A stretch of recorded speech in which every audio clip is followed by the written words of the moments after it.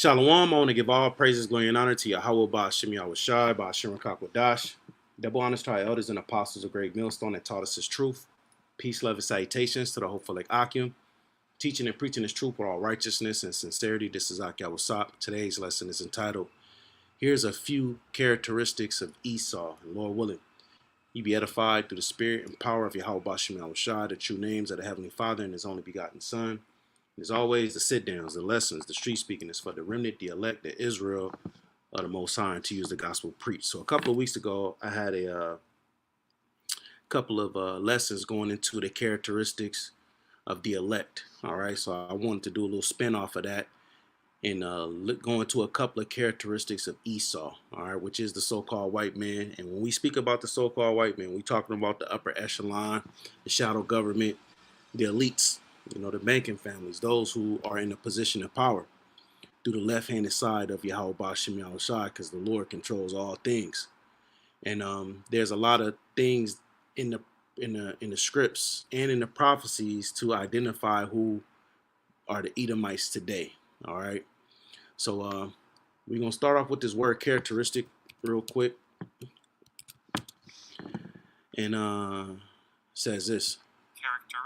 It says a feature or quality belonging typically to a person, place, or thing and serving to identify it. So there's particular things that we read in the scripts that identify who the Edomites are. And we're not just using that they're red, okay? Because you got black Edomites too. All right, just as Israel have mingled their seed amongst the nations, these Edomites have mingled their seed as well. Okay, so we're not just going off of phenotypes in the outward appearance. We're going off behavior traits. It says attribute, feature, quality, trait. All right, you see the synonym there. Let's look up this word trait. It says trait, a distinguishing quality or characteristic, typically one belonging to a person. Okay, so you see that there. You should begin to get the understanding of what characteristic is. Let's see more. All right. Let's look up some more of these right here. All right, element, mannerism, manner, custom, way. It's trademark. How they put their stamp on things. All right, and the scriptures, teaches us to look at a tree and its fruit, and that's the wisdom that Yahushua gave the disciples as far as going out in these public settings, teaching and preaching the truth. So here in Matthew 7, is it 7 or is it? Yeah, this is Matthew 7, verse 15, a tree and its fruit.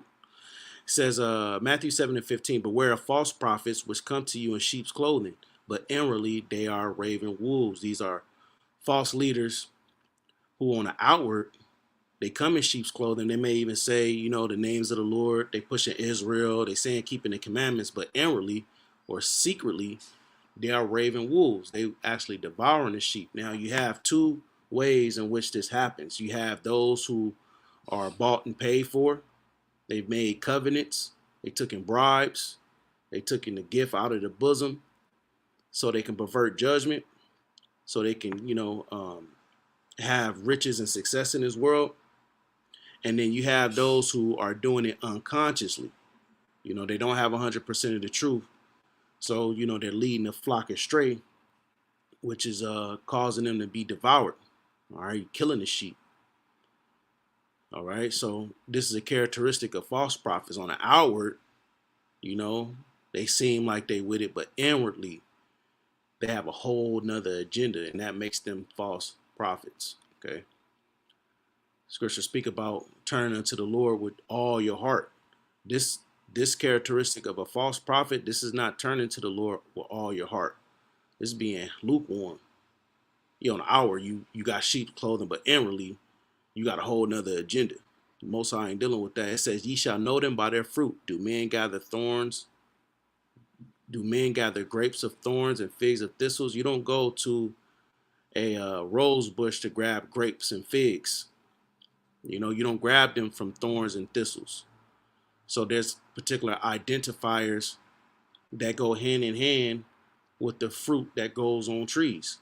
Now let's look up this word fruit real quick. It goes back to the Greek word called karpos, and it's first entry. Of course, it says fruit. It says fruit of trees, vines, and fields.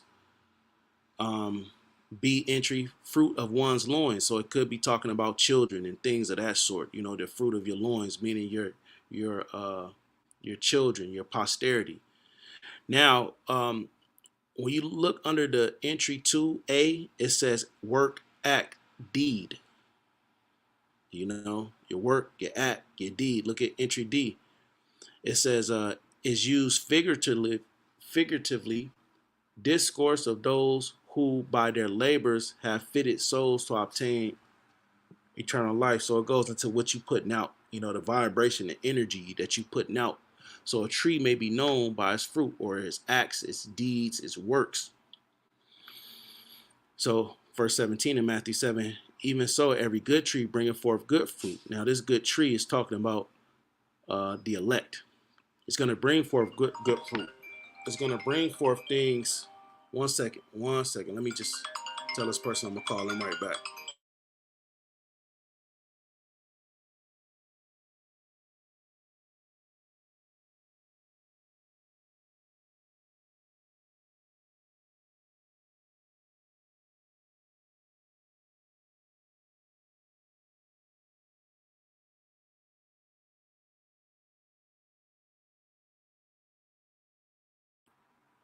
Oh, yeah, Salakia Akim.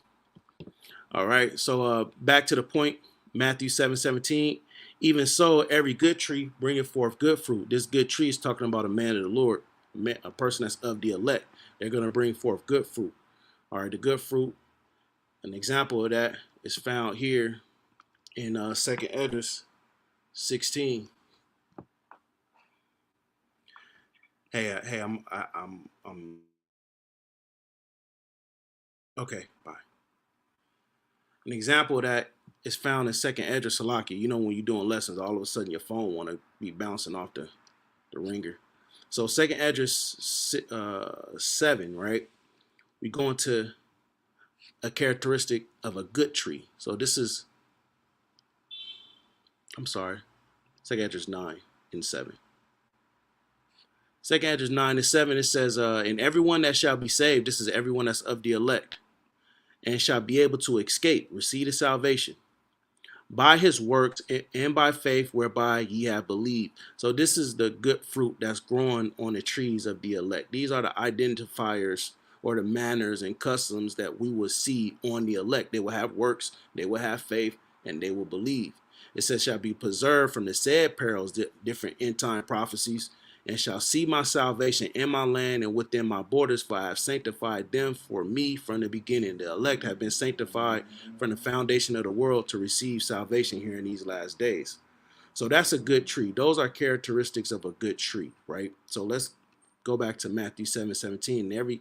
Even so, every good tree bringeth forth good fruit, but a corrupt tree bringeth forth evil fruit. Now, a corrupt tree is a two-third or an Edomite or a nation.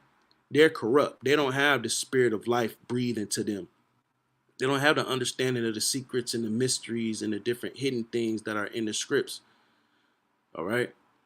They're a corrupt tree. They bring forth evil fruit, evil acts. So that's what we're going to be going into with Esau. His acts, his evil acts. A good tree cannot bring forth evil fruit. Why? Because they have a spirit in them from Yahweh Bashem Yahushai to, teach and preach this truth with no guile. Revelation 14. All right. The fruit that you're supposed to be eating from the elect, from this good tree, is this knowledge, wisdom, and understanding, this information that the Lord is channeling through us to, speak and teach, the will of the Lord. All right. We're not going to bring forth evil fruit. Once again, Revelation 14, for in their mouth it was found no guile. There's no evil fruit coming out of the good tree. Neither can a corrupt tree bring forth good fruit. These Edomites cannot bring forth good fruit. They can't. They're not programmed that way. All right. They don't have the spirit to. Every tree that bringeth not forth good fruit is hewn down and cast into the fire, destroyed. Wherefore by their fruits ye shall know them. All right. Wherefore by their fruits ye shall know them. So by their actions and their deeds ye shall know them. So let's go to a couple of attributes of these Edomites. All right, I'm gonna try to run through them quick. A lot of them you should know, but we have new listeners and new subscribers that's on that subscribe, and you know that they aren't privy unto these things. Man of the field, man of the field.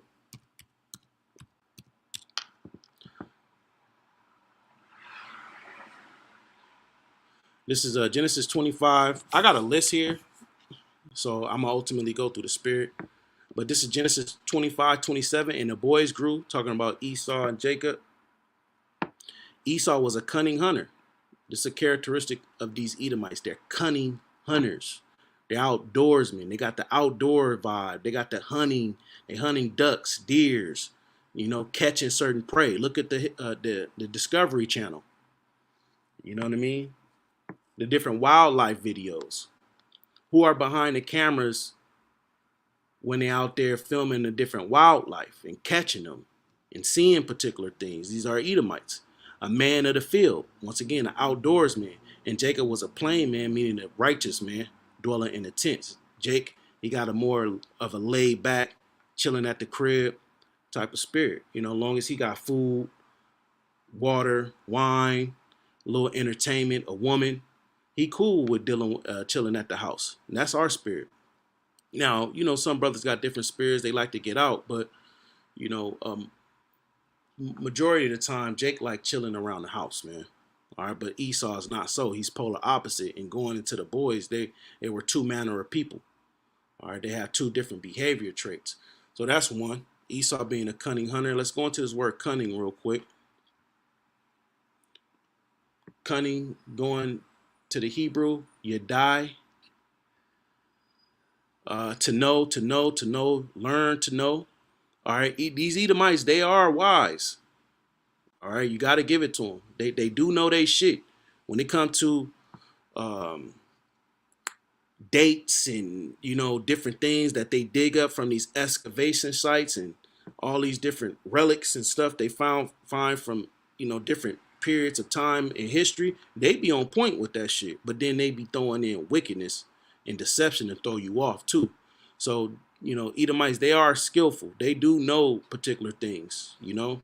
They do be craftsmen. They do be knowing how to make certain shit. They are cunning. All right, but they're cunning and wickedness too. Look at the word hunter. Tazayat, game hunting. All right, so he's about catching. And if you're a person that's of the field and you catch game, you gotta be deceptive because there's certain traps that you have to lay in order to throw your prey off so you can catch them. And that's how Esau is with this system. He knows how to make shit look real, but when you go towards it, it's a damn trap. It traps you up. But see, through the wisdom, knowledge, and understanding, all right, this truth is sharper than any two-edged sword. All right, Esau, you know, he's like a sword. That's part of his blessing. But this truth is sharper than any two-edged sword. So if you in the spirit, you can get around the different traps and the different things Esau be coming with. All right. And this is no particular order. Another characteristic of Esau is he deceived the whole world. So not only is he a cunning hunter, a man of deception, all right, he also deceived the whole world. All right, and then this is Revelation 2:12 and 7. I'm going to go through it quick. And there was war in heaven. Michael and his angels fought against the dragon. The dragon is Esau's power structure. NATO, the EU, with America being a part of it, collectively make up this beast system ruled by the Edomites. And the dragon fought in his angels. The vision that Apostle John saw here in regards to this war in heaven is the same thing that Isaiah saw in Isaiah 34. All right. You know, the armies of the heathen starting with Esau. are being destroyed and thrown out of the heavens, and prevailed not. They didn't get the victory, neither was their place found anymore in heaven. They're not going to have rulership. And the great dragon was cast out, that old serpent. These are characteristics of Esau. All right, the spirit that's in him goes back to that serpent-like man that was in the garden that deceived Eve. And the devil goes back to the Greek word diabolos, all right, which means slander. All right, he slanders his brother Jacob. And Satan. Satan means adversary, so he's adversary to truth.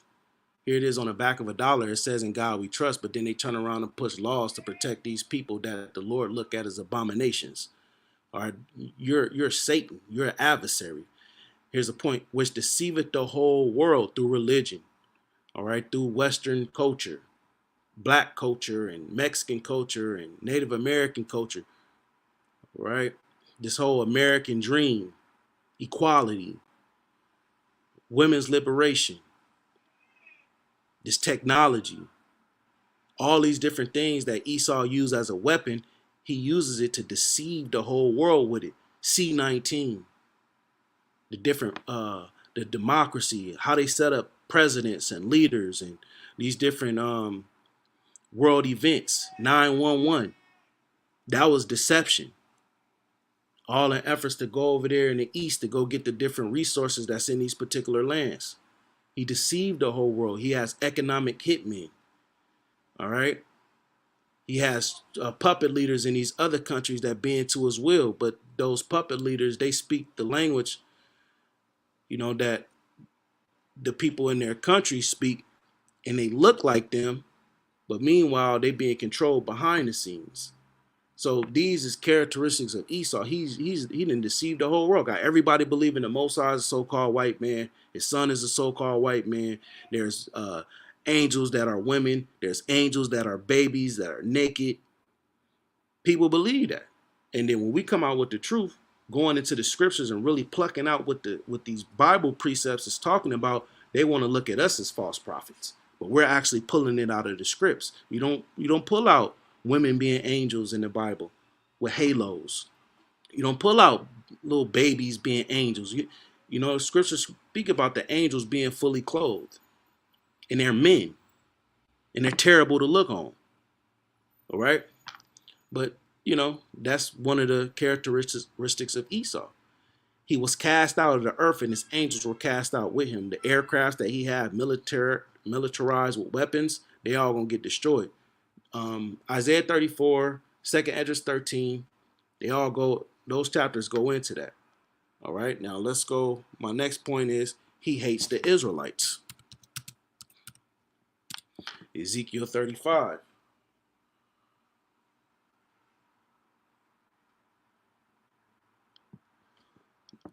Ezekiel 35, I'm going to run through it, just hit the points. Ezekiel 35, it says, prophesy against Mount Seir. Now, Esau dwells in Mount Seir. Let's see, I think it's Genesis 36 and 8. Let's see. Genesis 36 and 8. These are the generations of Esau, the father of the Edomites in Mount Seir. I meant to start at 8. Thus dwelt Esau in Mount Seir. Esau is Edom. Okay, plain, straight to the point. So this is going into the prophecies against Esau. All right. Ezekiel 35, one more, where the word of Yahweh came unto me, saying, Son of man, set thy face against Mount Seir and prophesy against it. So that's one of the things that we're supposed to be doing. We're supposed to be prophesying against these Edomites. And say unto it, thus saith Yahweh, behold, O Mount Seir, I am against thee. We're supposed to be telling these Edomites, look, the Lord don't deal with y'all. The Most High is not dealing with y'all. He's against y'all.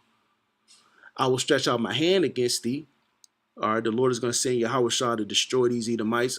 Isaiah 47, I will not meet thee as a man. The hand of the Lord is Yahweh Shah. And I will make thee most desolate. And that lines up with the destruction of Babylon. When you read Jeremiah 50. Jeremiah 50, which goes into the destruction of Babylon the Great, which is America, is going to be most desolate, and Esau is going to be most desolate too. Why? Because he's ruling Babylon the Great. He's the virgin daughter of Babylon. Psalm 137. I will lay thy cities, plural. America is compacted of all these great cities. I will lay thy cities waste, and thou shalt be desolate, and thou shalt know that I am Yahweh. You know, and like we read in Revelation 12:7, you know, Esau is going to fight against the angelic forces of the Lord, and the top angel is Yahushua, and then you got Michael under him. They're going to know that this is Yahweh Bashim Yahushua because the technology that the Lord is coming with far exceeds the technology of man. They're going to know that this is Yahweh. This is the God of the Israelites. And we fighting against him right now. We getting it destroyed. We getting our ass whooped right now. He going to know. Because thou hast had a perpetual hatred and hast shed the blood of the children of Israel by the force of the sword in the time of their calamity. These are the characteristics of Esau. He has a perpetual hatred towards the Israelites. Who are the Israelites? These so-called blacks, Hispanics, and Native Americans, predominantly. Now, you do have Israelites that look like the other nations. And like we went into Matthew the 7th chapter, a tree may be known by its fruit. So by the characteristics, we know who the Israelites are. And it's the thing of faith. So Esau has a perpetual hatred towards the Israelites, shed the blood of the children of Israel by the force of the sword in the time of their calamity, in the time that their iniquity had an end.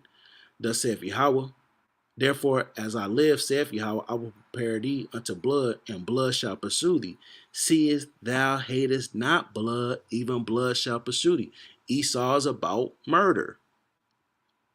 Which leads us to our next precept in Revelation 6. And it's no order. We're just going with the spirit. Esau loves blood. This is Revelation 6, verse 3. It says, and when he had opened the second seal, I heard a second beast say, come and see. And there went out another horse that was red. This is Esau in the position of power. And power was given unto him that sat thereon to take peace from the earth. The power was given by who? Yahweh Bashim Yahushua. Man's goings is of the Lord. A man cannot receive nothing except it be given unto him from the Lord. John the 3rd chapter. It says, and power was given to him that sat thereon to take peace from the earth. So another characteristic of these Edomites is that they take peace from the earth. C-19, that was peace being taken. The different wars in the Middle East, that's peace being taken. The different conquering of the natural resources all throughout Africa and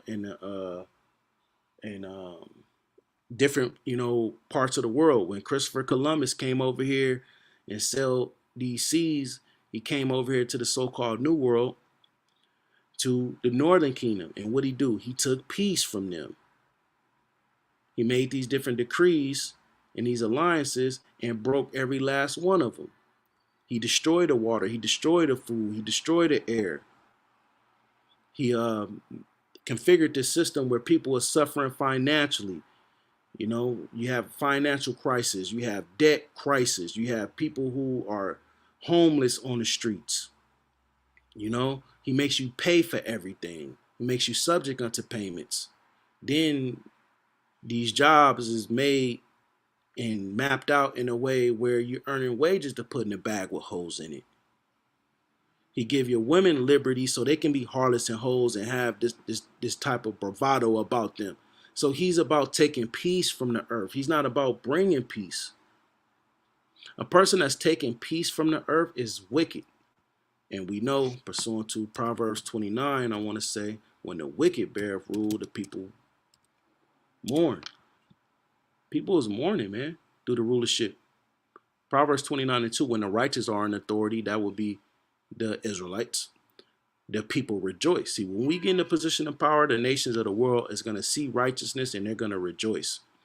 But when the wicked bear rule, the Edomites, the people mourn. Why? Because the wicked, or these Edomites, is going to be taking peace from the earth. They're going to mourn.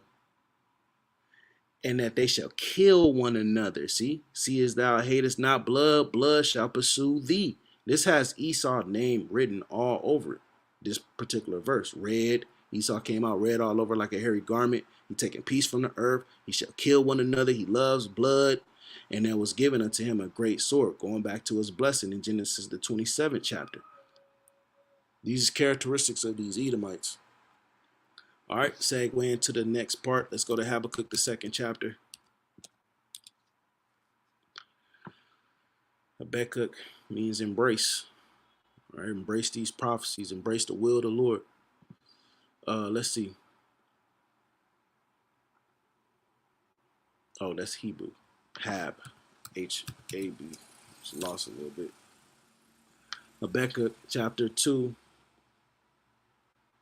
verse 4. Behold, his soul, which is lifted up, is not upright in him. Scripture speak about the pride of these devils. All right, let's pull up Obadiah. Let's have that on deck, and we'll probably end off with that. There's so many parallels that we can draw with the scripts on identifying who are the biblical Edomites of today. We'll be here all day. And we don't just going off of, we're not just going off of, oh, because Esau, he was red and hairy. You got Israelites that's red and hairy. You know what I mean? You got Israelites that look like so-called white people. Justin Timberlake, Justin Bieber. You know, I wouldn't even be surprised if Taylor Swift is an Israelite. Miley Cyrus. Different people. The Terminator, what's his name? Arnold Schwarzenegger. You know? Various different people that look like so-called white people, and they jakes. But you got to believe it through the spirit. It says, behold, his soul, which is lifted up, is not upright in him. Why? Because the Lord hath created all things, yeah, even the wicked for the day of evil. The Lord has programmed these Edomites to not be upright. They're not upright people. They're not going to believe the truth, man. But the just shall live by faith. The elect is going to live by faith. It says, yeah, also because he transgressed by wine. Wine is philosophy. Wine in the scripts is synonymous with doctrines and philosophies and so on and so forth. When Yahushua was on the scene and he was talking to the Israelites that didn't believe, he said, new wine can't enter into old bottles, lest they burst. So what he was talking about was the information that he was coming with and how the truth that he was endowed with couldn't enter into those Israelites that was old and set in their ways. So new wine, the truth, or a philosophy can't enter into old bottles lest they burst. So what Esau does is he transgressed by wine. He transgressed by philosophies and doctrines and smooth speech and all these different things that get people all wrapped up in him. He transgressed by that. It'd be lies in the fine print. It'd be wickedness in the fine print. He is a proud man. These is characteristics of these Edomites. Once again, we don't have to go off of Esau being red. We go off the prophecies. We go off his characteristics. We go off his spirit. Try the spirits, like you say. He is a proud man, neither keepeth at home. He was given the land of Petra, which is south of Judah. He way over here in the Americas. But, you know, it all plays into prophecy because Isaac, his father, he blessed him with the fatness of the earth, which is rulership. He's going to have rulership of the best things in the world, but he's going to get it by way of the sword. You know, by thy sword thou shalt live. So Esau, he's not keeping at home. He ain't going to stay at home because the prophecies say that he's going to have the fatness of the earth. He's going to go around traveling with that sword and taking over other people's shit and living in their shit. Neither keepeth at home, who enlarges his desire as hell and as death. So Esau, he's about oppression. He's about death and hell. Low conditions, oppressing people like we read about it in Revelation 6. He taketh peace from the world, from the earth. So he's about these low hellish conditions, bringing people to poverty. You know, allowing these people to suffer homelessness, diseases, warfare.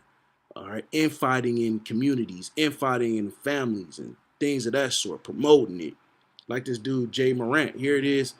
He all on social media with guns and all that stuff. But that's all you see on social media. You know, here it is, you promote it, but then since he's playing for this particular team, when he goes and promote the stuff that he sees, then that's that's just bad. You know? Esau is a hypocrite. It says, and cannot be satisfied. These Edomites cannot be satisfied. So even when they come down with great wrath, during the hour of temptation, trying to force these people to receive the MOTB, that ain't even gonna be enough. He gonna want something else done. Okay, I know y'all got the MOTB, but look, y'all gotta get another one. We gotta put another one in you. That's the characteristics of Esau, and you see his spirit, because it says in Apocrypha, Ecclesiastes, the 10th chapter, what matter of the king is, so are the people that dwell therein. So Esau is putting his spirit, this death and hell. That's what Jacob about, death and hell. They love murder. Look at the music, trap music, drill music, drugs, all these different things that leads to life cannot be satisfied. Jake got that spirit. They have a covetous spirit. Won't. 24/7. I'm grinding. No days off. Scriptures speak about a Sabbath day, a day of rest. What you mean, no days off? You know? Scriptures speak about balance. So these is more characteristics of Esau, but gathered unto him all nations and heapeth unto him all people. So that's another characteristic. He got all these nations following after him. So he's going to have great influence. America has great influence throughout all the world, to where nations want to come here. He's able to heap unto him all people. And then once he heap unto him all these people, what he does is he lies to them. He transgressed by wine. He gives them this philosophy and how they ass bugged out. That's why these nations are mad. And I'm going to get this last one real quick in Psalm 58. I don't want to drag this out. 32 minutes in. Somebody putting hearts and stuff on the comment bar. I don't know if it's a scoffer, but hey, this is Psalm 58. 58:1. Do ye indeed speak righteousness, O congregation? Do ye judge uprightly, O ye sons of men? Yeah, in heart ye work wickedness. You weigh the violence of your hearts in the earth. These is characteristics of Esau. Remember, he blessed with the sword. He take a piece from the earth. He kill one another. All right. He is death and is hell. All right. Esau's track record is full of violence. The wicked, the Edomites, Malachi the 1st chapter, are estranged from the womb. So from the beginning, all right, their origin, their lot, what they created for. The womb doesn't always represent a woman's vagina. The womb represents the origin, the beginning, where where you was, how you came in. You understand? So the wicked is estranged from the womb. From the beginning, these motherfuckers is estranged. Why? Because they wicked. They go astray as soon as they be born, speaking lies. So we know that's not talking about a baby. It's talking about the wicked, the Edomites, and their characteristic from the origin, from the beginning, speaking lies. The serpent, he was speaking lies to Eve. Their poison, their philosophy is like the poison of a serpent. So Esau's spirit animal is a damn serpent. And the philosophy that he used, he bites you with it. They are like the deaf adder that stop at the ear. So they don't want to hear the truth, right? Which will not hearken unto the voice of charmers, which are the prophets. We out there charming ever so wisely with the psaltery and the dulcimer and the flute. We out there with the music, which the song that we sing in is prophecy. He don't want to hear this. He deletes it. He says hate speech. Charm it never so wisely. Break their teeth, O power. In their mouth, break out the great teeth of the young lions, O Yahweh. The Lord is going to destroy their power, their strength. I know I said that was going to be the last, but let's get a few in Obadiah. And it's talking about Edom will be humbled. And that's right. Obadiah 1 and 3. The pride of thy heart have deceived thee. So these devils got pride. Thou that dwelleth in the clefts of the rocks. All right. The mountains. The Caucasus Mountains and these different areas that Esau fled to when the Lord wasn't putting that spirit on him to deceive the world. He was dwelling in the mountains, whose habitations is high. They like high shit, these skyscrapers and different things that they build up. That saith in his heart, who shall bring me down to the ground? And this is the pride. They don't believe in the Most High.